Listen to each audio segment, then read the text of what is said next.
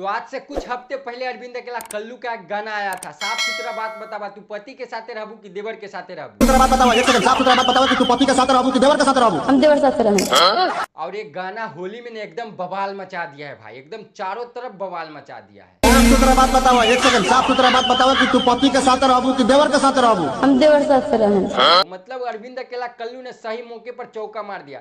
पवन खेसारी कोई नहीं होली में बजा है, जहाँ देखो तो यही गाना बजा है। सुथरा बात बताओ, एक सेकंड, साफ सुथरा बात बताओ कि तू पति के साथ रहबू कि देवर के साथ रहबू? हम देवर साथ रहें। मतलब ये गाना इंडिया में टॉप 3 में ट्रेंड कर रहा है यूट्यूब पर भाई, अरविंद अकेला कल्लू का।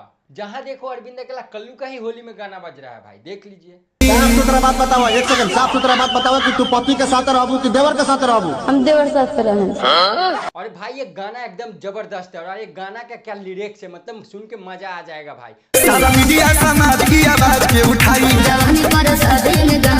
इस गाने को गाए हैं शिल्पी राज और अरविंद अकेला कल्लू ने, और इस गाने को म्यूजिक दिए है आर्या शर्मा ने, और इस गाने को लिखे हैं अखिलेश कश्यप ने। भाई मतलब मजा आ गया है गाना सुन के होली में भाई। आप लोग देख सकते हैं कि जमशेदपुर में धूमधाम से होली मनाया जा रहा है। लगभग यूट्यूब पर 53-54 मिलियन इसका व्यू है भाई। क्या बात कर रहे हैं? एक बार आपको भी सुनाते हैं, सुनिए।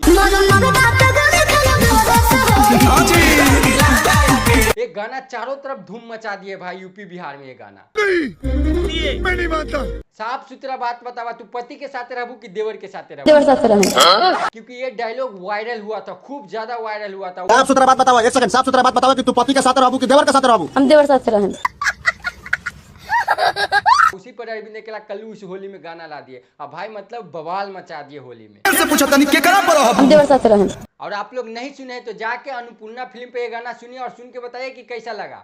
और हमारे चैनल पर नए हैं तो प्लीज सब्सक्राइब जरूर कर दीजिए। जब तक के लिए बाय।